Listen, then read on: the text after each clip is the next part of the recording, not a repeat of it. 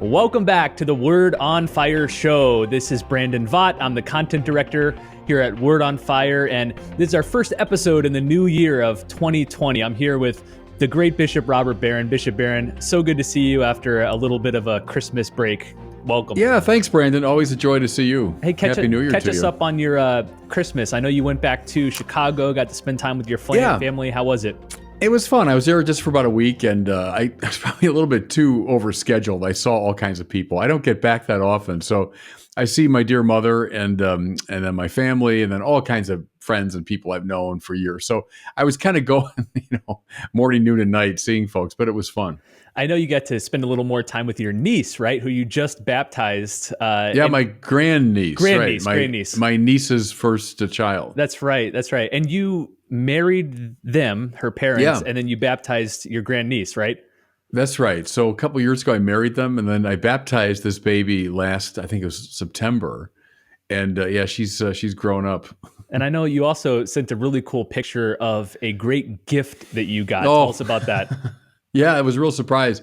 There's this box, and I thought, man, what is this? And it didn't feel like a book or like clothes, So I opened it up, and it's my mitt from when I was in Little League, like from the late 1960s. And I think my mother must have had it in her house somewhere because my sister and brother-in-law somehow got it. And I didn't know you could do this, but it was sent away to be kind of, revamped. And they oiled it up and they put new, strings in it and everything. So it was quite a surprise. And I remember it vividly. I remember playing with that mitt when I was a shortstop, So anyway, it was fun. Have you had a chance to play throw and catch with the new Not yet. revamped No, mitt? and I still, to this day, I love playing catch. And so, like when the Word on Fire gang comes out here for events and retreats, there's usually a bunch of us. Then we got some footballs here, and we throw those around. But I love just throwing the baseball around.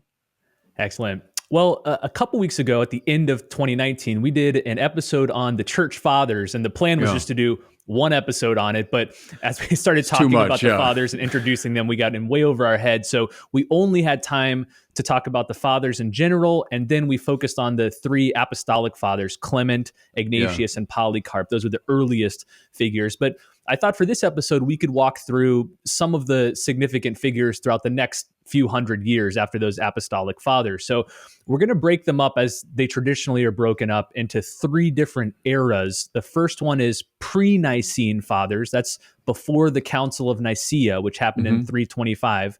And then the Nicene fathers, those who were active in and around the time of the Council of Nicaea, and then post-Nicene. So we'll kind of break them up into those three groups. So let's start with this first group, pre-Nicene fathers. There's tons that we could talk about, dozens. But I wanted to highlight three in particular. The first one is Justin Martyr. So he lived from about 100 to 165. So he's second century. He knew people really who early, knew right. The earliest followers of Jesus. Second is the great Saint Irenaeus. And then the third is that master theologian and biblical interpreter Origen. So Justin Martyr, Irenaeus, Origen. What should we know about these figures?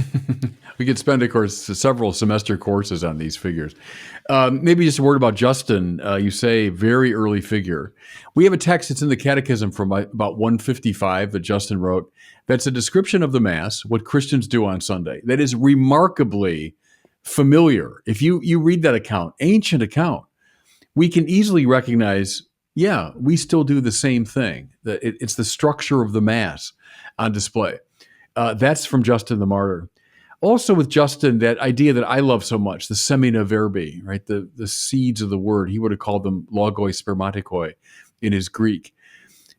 Looking around at the environing culture and finding points of contact, seeds of the logos, right? Fully on display in Jesus, but logoi, words that are available in the culture, that's an instinct of Justin that had a massive impact on the rest of the great tradition. Next, Irenaeus, one of my theological heroes. I think I've told you, maybe even on these podcasts, Brandon, that I've got buried in my computer somewhere. You probably know better than anyone. About 30,000 words on Irenaeus. I was writing a book on him many years ago, and for different reasons, it never came to fruition. But I've done a lot of research on Irenaeus. Love him. Early figure. So he says all the time, I was taught by Polycarp, we mentioned, I think, last time, who was taught by John. So you're within 2 generations of one of the apostles. What do you find in Irenaeus? Well, you find, first of all, a very highly developed systematic theology.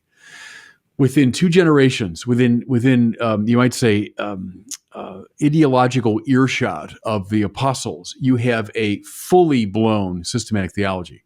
Don't tell me that theology is somehow antipathetic to the primitive simplicity of Christianity.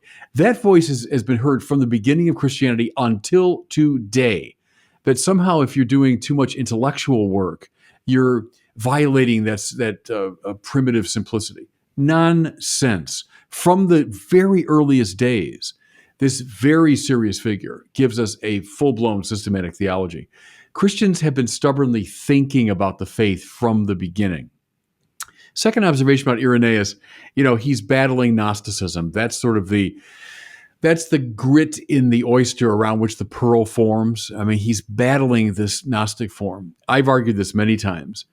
The most enduring heresy in the life of the church is Gnosticism. It is alive and well today. And so the insights of Irenaeus from the 2nd century are still valid today.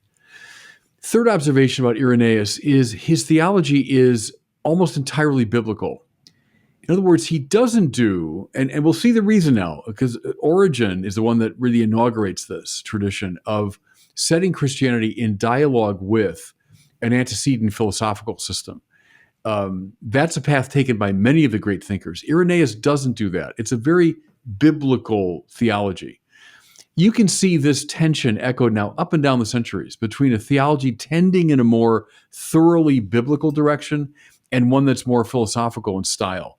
I don't think that's a bad tension. I don't want to resolve it on one side or the other. I like that tension. I think it's a healthy one. And Irenaeus is one of the first and greatest advocates of a thoroughly biblical approach to theology. There's infinite more we could say about all these figures, but Irenaeus too, especially for those of us who, in the West are largely trained in an Augustinian framework, Irenaeus in significant ways offers not an opposing vision, but a kind of alternative vision to Augustine.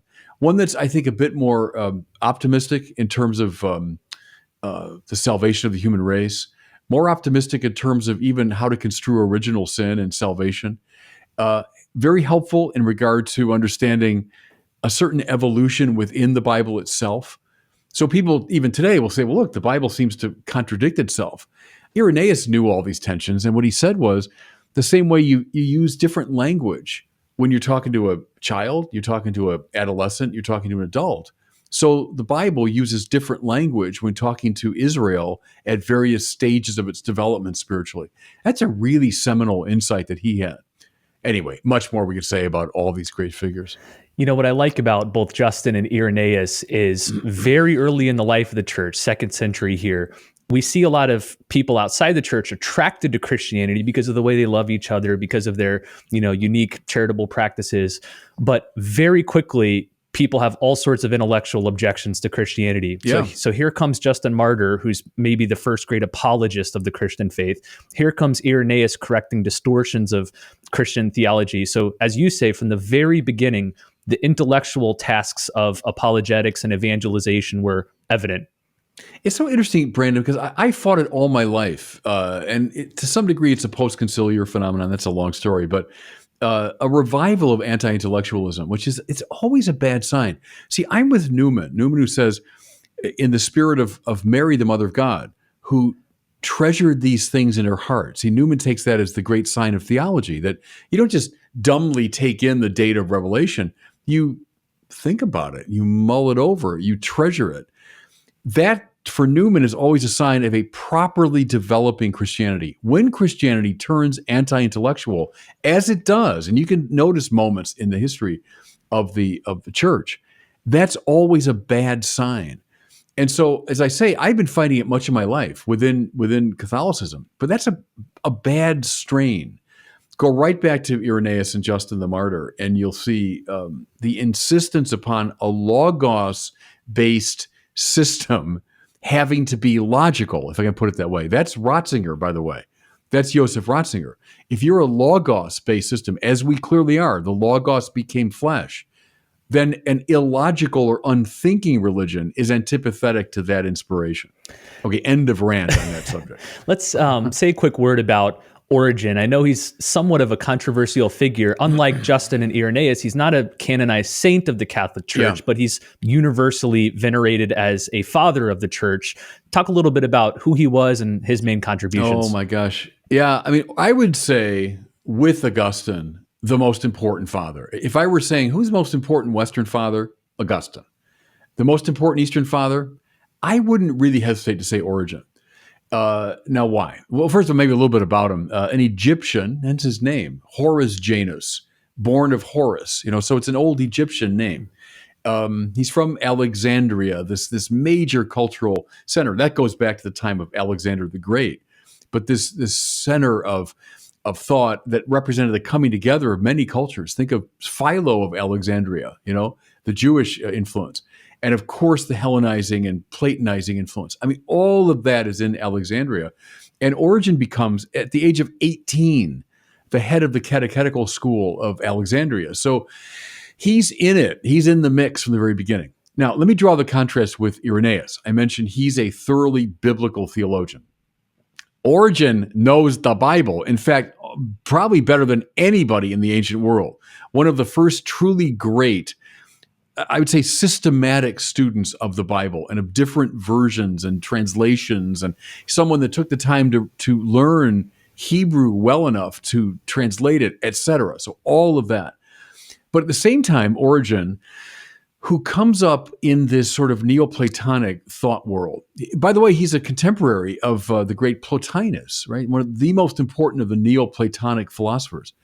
So Origen is trying, in his deeply biblical way, to effect a synthesis, if you want, between the Bible and the regnant philosophy of the time, Neoplatonism. And hence you get his great works. Without Origen, there's no Thomas Aquinas. So there's a straight line, if you want, between Origen's project, even though the two of them disagree in a lot of ways, but the style of the project to reconcile the regnant philosophy of the time, in Origen's case, Neoplatonism, in Thomas's case, Aristotelianism, many centuries later. But that represents a very important tradition within Christianity. I think of someone I read a lot when I was doing my doctoral work was Paul Tillich, the 20th century Protestant theologian. His colleague Reinhold Niebuhr said, "Oh, Tillich, he's the Origen of the 20th century." Because what Tillich's project was to take biblical Christianity and put it in dialogue with, in his case, a sort of post-Heideggerian existentialism. So the dominant philosophy of the 20th century. Anyway, without Origen, you don't have that whole tradition coming up all the way to Thomas Aquinas and then to lots of contemporary people. You mentioned correctly that Origen's a controversial figure. Indeed so, because he takes positions that the church recognized as problematic. I'll name a couple. One is his peculiar view that the world as we know it is to a large degree the result of sin that took place at a purely spiritual level. So you and I have these souls, right, that are in these material bodies. Well, why are we assigned to the level of materiality that we have? Well, it's because to varying degrees we sinned in a previous life. If you didn't sin, you stayed up in this high spiritual dimension. Think of Plato, right? So the Platonic, that the spiritual is higher and so on. Material is a lower level. If you sinned in that previous life, you were assigned to varying degrees. Well, the church, of course, saw that as that's unbiblical. It's just antipathetic to Genesis, that everything God made is good. God, we're not here as a punishment. So Thomas Aquinas takes Origen to task on that one. Second thing would be his implicit subordinationism. It's a term he wouldn't have known or used, but that's the view that in the Trinitarian life, there's a subordinationism of the Son vis-a-vis the Father, as though the Son is kind of a lesser deity than the Father. So it's ambiguous in Origen, and believe me, Origen scholars will talk all day about this. But it seems to be clear in his writings that the Father he calls ho theos, the God. The Son he calls theos, or he calls him divine, but not the God. And then is there a further subordinationism with the Holy Spirit? Again, the Origen scholars will debate this all day. but there seems to be a subordinationism in his Trinitarian theology.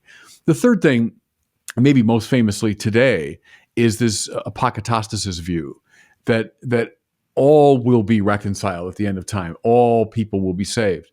And Origen claimed to know that. Now, again, to be fair to him, the Origen scholars I know say, oh, yes, in some texts he seems to indicate that. Other texts, no. All right, I'll leave that to the scholars to debate. But the church did say no to apokatastasis, as though we have a knowledge that all people are saved. So for these and other reasons, the church expressed a certain caution in regard to Origen. But see, I want to stress something though, Brandon, and you've said it correctly. Despite all that, the church has recognized enormous value in the writings of Origen, in his biblical commentaries. One thing, if you like Augustine's biblical commentaries and sermons, that means you like Origen, because Augustine cribs it almost completely from Origen. The four senses of Scripture, to read Scripture in a allegorical way, analogical way, all of that comes to us from Origen. And then this constructing of a systematic theology in dialogue with the Iranian philosophy of the time, which many of us would take almost for granted as, yeah, that's what theologians do. That commences with Origen. So for all those reasons, he remains a very important figure. All right, we're going to have to leave those three figures for now. I know we're zipping through 300 years of church history in like 10 minutes, but Justin Martyr, Irenaeus, Origen.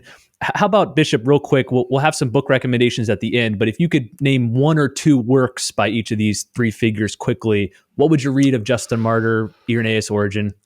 Well, Origen is the periarchon is the Greek term, the de principiis in Latin. Yeah. On first things. Principles or first things, yeah. Yeah, so that's the Richard John Newhouse's magazine, First Things. That comes from Origen.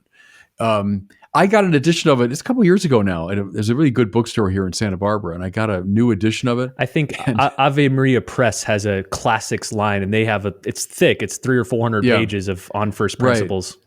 And it's a wild book. I remember as I reread it, I thought, wonderful stuff. And then you're like, wow, there's some wild Egyptian craziness going on here, So that's what's like reading Origen. But the De Principiis is a great text. Irenaeus, of course, is the Adversus Haeresis, the Against the Heresies. Again, massive book. Book 4 of it, it's got the 5 books. Book 4 is often the one that is cited with the most of his thinking. And then the apologetic writings of Justin the Martyr, but you got your whole life to read these people. All right, let's move forward to the Nicene era. So remember, the Great Council of Nicaea happens in 325, one of the most pivotal moments in the life of the early church. And we're going to look briefly at 2 church fathers who were in and around those times. One is Athanasius, and the second is Gregory of Nyssa. Who are these 2 guys? Oh gosh, Athanasius is one of the most important figures in the life of the church, not just intellectually, but in its development. Another Alexandrian. He was deacon and assistant to the bishop called, appropriately, Alexander of Alexandria. And that worked out well. In that capacity, he went with his bishop to the Council of Nicaea. And it's one of those things, where in the lives of certain great people, there's a moment that just defines them, especially when they're young. So Athanasius was a young man at the time. He goes to Nicaea. So he's there as these great debates are unfolding. And when the church decided against Arius and took its stand, and we repeat it every Sunday when we recite the Nicene Creed, right? God from God, light from light, true God from true God, begotten, not made, consubstantial with the Father. Well, Athanasius, as a young man, a deacon, was there when that language was hammered out. Well, then, as you know, this is, again, another semester course, but in the wake of the Council of Nicaea, things were and weren't resolved. In one way, the church came to its resolution, but in another way, the debate continued. And it was a very roiled century, politically and theologically. Athanasius, with the death of Alexander of Alexandria, becomes himself the bishop of Alexandria, but then is exiled not once, not twice, but 3 times from his see by his theological enemies. That's why, today, Brandon, when those of us who are involved in the theological conversation and it stirs up controversy, There's nothing new about that. That's always been the case. And poor Athanasius is hounded by his theological enemies because Arianism didn't just go away. In fact, it became quite powerful in the years after Nicaea. For details, read Newman's great Arians of the 4th century if you want that whole story. But Athanasius is the great figure at this time. And one of his nicknames comes here, the Athanasius contra mundum, Athanasius against the world, because he stood for the Nicene formula against the world, it seemed. Exiled to the far west, he ended up in modern-day France and Germany at one point. Made his way back painfully, the second time and a third time. He writes his great texts in response to these concerns, Trinitarian, incarnational. His De Incarnatione, about the incarnation, it becomes a classic text. His way of resolving issues of Trinitarian theology, and especially soteriology. When I used to teach Athanasius to my first-year students at Mundelein, I had them read the great text on Christology. And he makes this very simple but penetrating observation. If Jesus is not truly human, then we're not saved. In other words, he hasn't gotten into our humanity. If he's not truly divine, then we're not saved. If he's simply a human figure, then he's in the same mess that the rest of us are, right? What spells salvation is the coming together of divinity and humanity, that he's both divine and human. So the great formula of Nicaea for him is not just an abstraction. It has huge soteriological implications. So Athanasius, both as a thinker and as a great, call him churchman of that time. Maybe some people feel contra mundum even now, like, boy, the whole world's coming down on me because of certain things. Well, join the club. That was Athanasius. I just reread his great On the Incarnation throughout Advent, and I got this version of the book from St. Vladimir's Press, it's an Eastern Orthodox press, but it contains that famous foreword by C.S. Lewis, who one of the last things he wrote was this introduction to Athanasius' book. And in that foreword, he makes the case that we often get intimidated by these great figures, these early philosophers, the ancient Greeks, or these early church father theologians, and we're tempted to just read secondary and tertiary literature on them, reading the commentators on them. But he says one of the marks of their greatness is their readability. Like, read these guys and you can take them in. And I found that true of Athanasius. His book is short. It's maybe, 70 pages or so, but it's so lucid and beautiful. It's not about the incarnation, like the nativity story, but it's the whole fact that Christ took on human flesh, that he became human. So I highly recommend that particular edition. Okay, how about let's hop to the East now and talk about Gregory of Nyssa. Who was he? Well, of course, Athanasius is Eastern too. I mean, he's an Alexandrian. And you're right that one of the great divisions of the fathers is East-West. And it's very interesting to look at that. People that come out of Alexandria, like Origen, like Athanasius, like Clement of Alexandria, for example, have a certain style of theologizing. But with Gregory, you're correct. We're going further east from Alexandria. You're going into what's called Cappadocia. So it's that far eastern end of modern-day Turkey. So Gregory is, I would say, the greatest of the so-called Cappadocian fathers. This includes Gregory of Nyssa, Gregory Nazianzus, and Basil the Great. These three figures, and they're all interesting, are flourishing around the mid to late 4th century. So now Nicaea has happened. Athanasius is contra mundum, and he's getting exiled and everything else. The Arians are flourishing in so many ways. These three great figures begin to formulate the language and conceptuality by which Nicaea could be defended against the Arians. So we owe that to the Cappadocians, and that's a giant contribution. In a way, without them, no Augustine, because Augustine and the West can take advantage of some of the conceptual distinctions made by these Eastern fathers.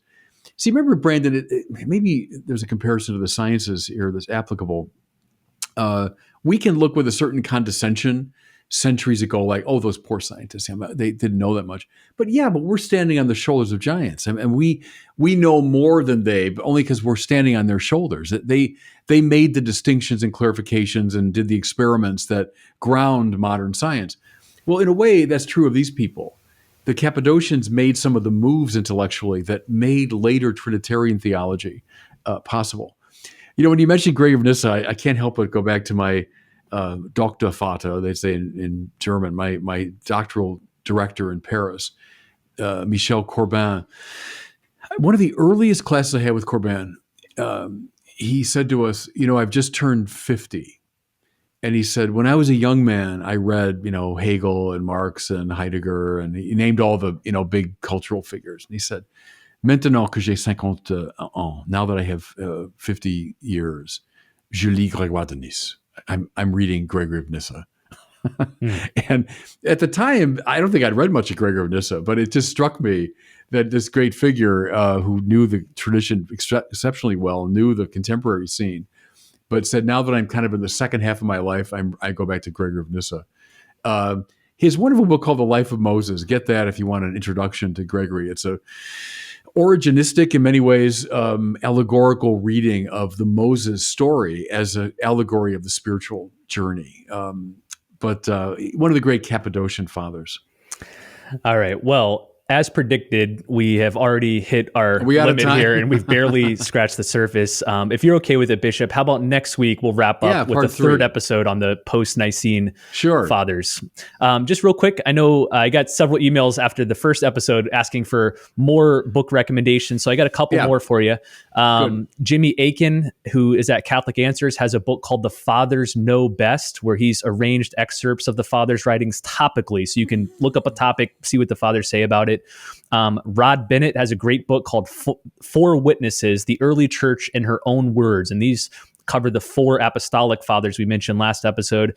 And then finally, Marcelino D'Ambrosio has a book called When the Church Was Young that looks at not just the church fathers, but some of the non-biblical early Christian texts from the first few centuries. Those are all great. So if you want to dig more into the fathers, check those out. But I'm with you too, Brandon, in saying, to read the fathers themselves. And I'm furthermore with you. I'll close with this, I promise. The great Walter Kaufmann, who was a 20th century philosophical commentator, made this observation I've always thought was dead right, that it's the greatest philosophers are the best writers that write most lucidly. We have this tendency, it's a bad instinct, he thought, to associate like densely complex prose with deep thought. Kaufmann suggested au contraire, that actually when you've got this densely unreadable prose, it's masking bad thought, that the best people, now of course Thomas Aquinas comes to mind, write in the most lucid way. C.S. Lewis comes to mind, right? Anyway, so read the fathers themselves, and I think you'll find that. Yeah, actually, I did have one more thing here. If you want primary sources, in other words, if you want to read the father's own words, there's a very famous series by William Jurgens. It's a 3-set thing called The Faith of the Early Fathers, where he takes the most popular texts and excerpts from each of the fathers and just lays them out with helpful notes and stuff. So if you want to just anthology of the fathers, check that one out. Good.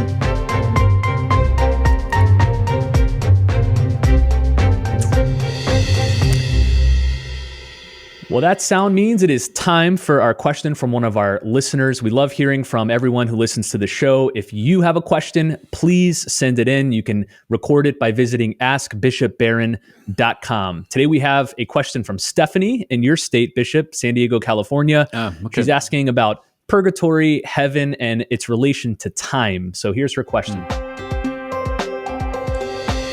Hello, Bishop Barron. This is Stephanie from San Diego. My question is about heaven and time. I have heard that heaven exists outside of time. But if people are dying or leaving purgatory to enter heaven, doesn't that create a sequence of events, and hence time as we understand it? Because someone was not in heaven, and then they are. There is a before and after. Or does this somehow tie into the reason for the final judgment? Thanks for your insights. Yeah, thanks. I always like these kind of searching philosophical questions. And it's a famous conundrum in a way, because you correctly point out, when we're talking about heaven or God's dimension, we're not talking about endless time, but something that's outside of time. And we don't really know what that means. I would challenge anyone to say, I got a clear and distinct idea of what it means to be outside of time, because our whole experience is temporal. It's like saying, I know what it's like to be beyond space. Well, we don't. Everything we experience is spatial and temporal. So that's why the biblical citation, right? Eye has not seen, ear has not heard what God's prepared for those who love him, is always applicable here. We don't really know what we're talking about. I would say in terms of the transition between purgatory and heaven, don't think of that in terms of ordinary space-time relationships. Whatever that succession is, I wouldn't describe it as a temporal succession in the ordinary way, but an ontological transition, if you want. But I realize the dilemma of it because we're talking about bodies. If heaven isn't a place where bodies are, and indeed we say that, then isn't there something like space? Yeah, I think so. Something analogous to it. What that is, I'm not entirely sure, and I don't think anybody is. Are there qualities of the resurrected body? Yeah, says Aquinas, and he describes some of them. What they really mean, for sure, I don't know. Eye is not seen, ear is not heard. So I would trust that there's something wonderful God has prepared for those who love him. It's inclusive of whatever is good, true, and beautiful about space and time, without the negative qualities of space and time. Might be a way to get at it. Well, thanks for your great question, Stephanie, and thanks to everybody for tuning into this part 2 on the Church Fathers. Again, we'll try to do a third episode next week. We need part 3. Probably 3, 4, 5, 6, 7, probably. But thanks again for listening. A couple quick things before we wrap up. First, if you would like to help support this show, we invite you to become a patron. You can do that by visiting wordonfireshow.com/patron. Big shout out to Michael Bison from Massachusetts. He's one of our great patrons, but we'd like you to join him. So again, help support the show, help get it out to more people. Visit wordonfireshow.com/patron. Thanks again for listening. We'll see you next week on the Word on Fire Show.